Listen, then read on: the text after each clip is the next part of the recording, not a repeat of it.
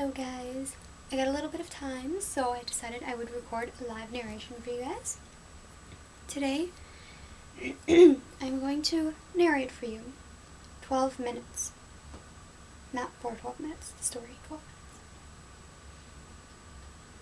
In the fall of 1987, local news channel WSB-TV2 of Atlanta, Georgia, was attempting to fill a scheduling gap in their Sunday morning lineup.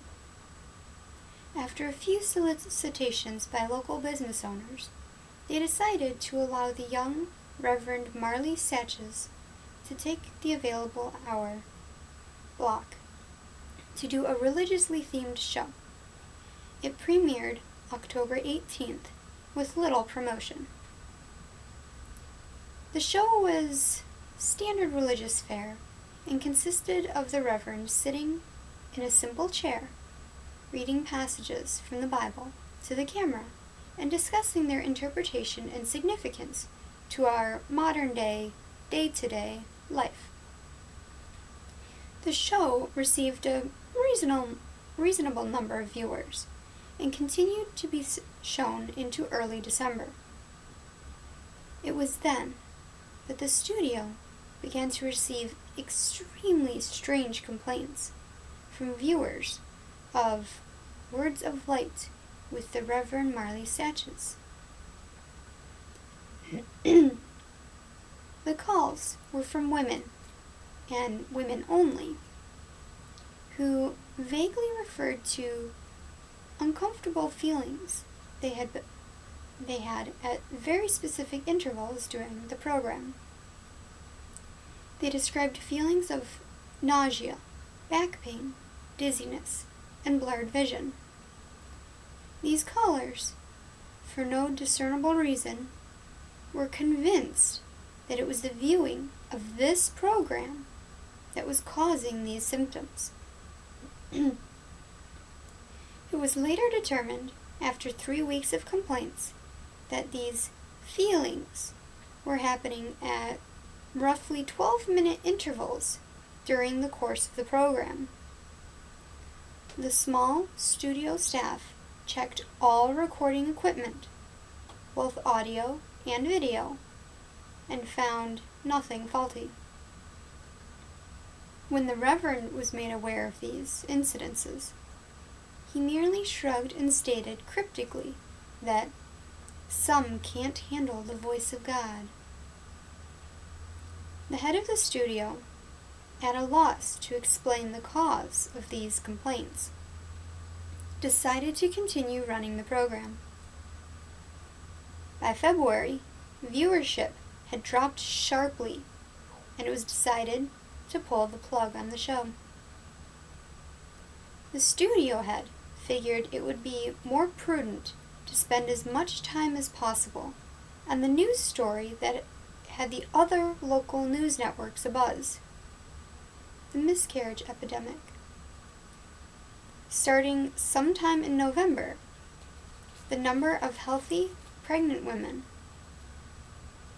miscarrying in the Atlanta metropolitan area had reached over 300.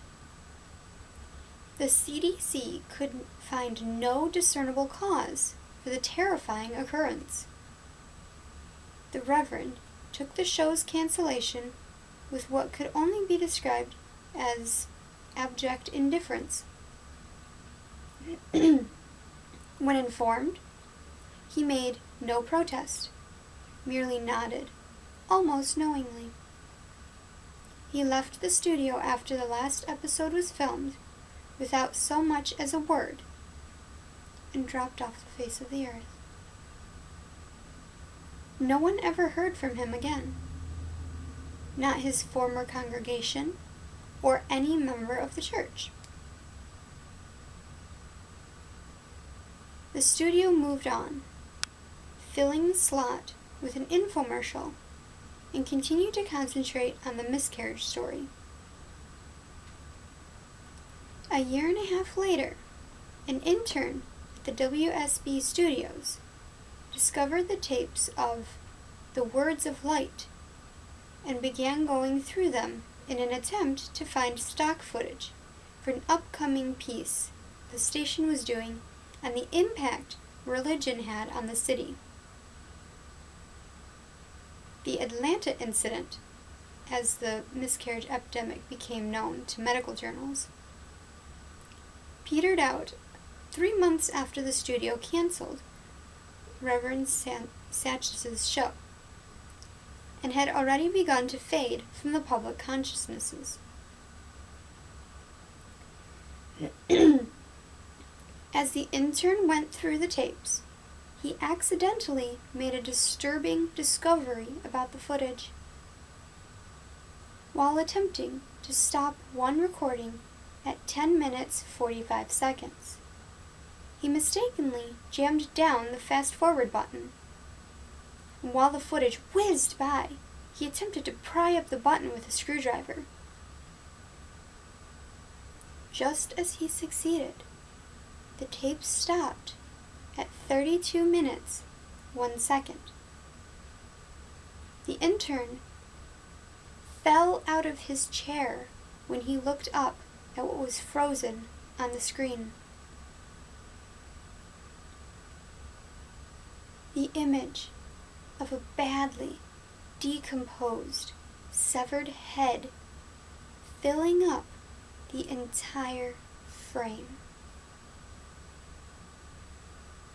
After he collected himself, he moved the film back a few frames, then forward, and realized that his mind was not playing tricks on him. He began going through the rest of the recording and soon discovered that at exactly 12-minute intervals, the image would appear on the frame for 1 frame.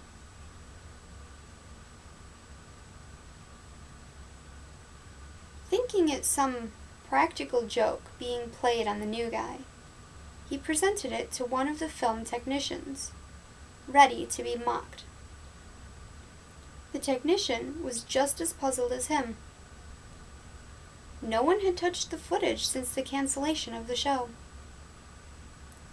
After the studio had closed for the night, the intern convinced the tech to help him go through the tapes of the Words of Light. They discovered that every single episode had this same horrifying anomaly. They also realized that the show progressed the image and had become that they also realized that as the show progressed, the image had become more disgusting as maggots began to eat away at the loose flesh, and the pieces of hair and skin seemed to have fallen off. The tech made clear to the intern that what they were seeing was technically impossible, since the film itself showed absolutely no signs of splicing, and he himself had been at every filming of the show, and knew of no time when this image could have been inserted into the frame. All of this was presented to the studio head, who, fearing some kind of backlash over allowing this to get on the air, ordered all tapes to be destroyed. He told the intern and tech that he had no interest in knowing who did it at this point, only that covering their collective arses is all that is important now. He demanded that they mention this to no one. The tech easily moved on, remembering the incident as a darkly funny personal anecdote. But the intern wouldn't let it go. He made copies of as many tapes as he could before they were wiped, and took them to see if he could find anything else in them that might point to who did this or why they would. A week later, he attempted to rope the tech into helping him again, saying that he believed he had discovered something even more disturbing than the images themselves. When the single frames were edited together in chronological order, the head's mouth appeared to be moving as if trying to form words. The tech, fearing for his job, told him to get rid of the copies and to not talk about it again.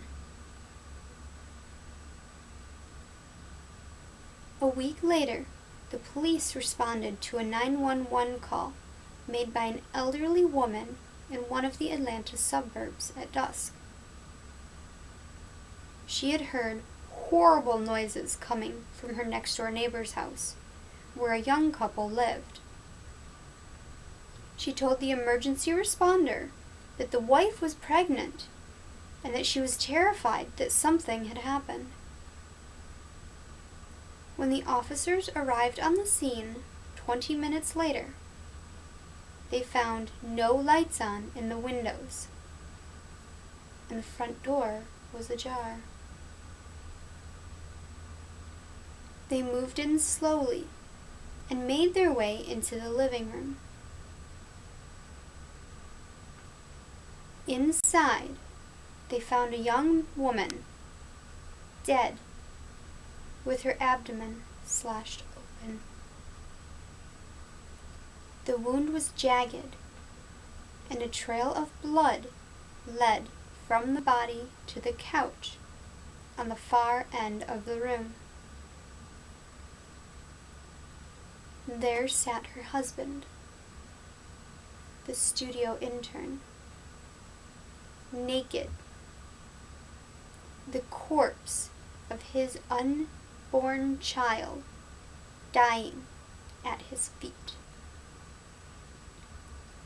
In his hand, he held the rusty piece of metal siding that he had used to gut his pregnant wife.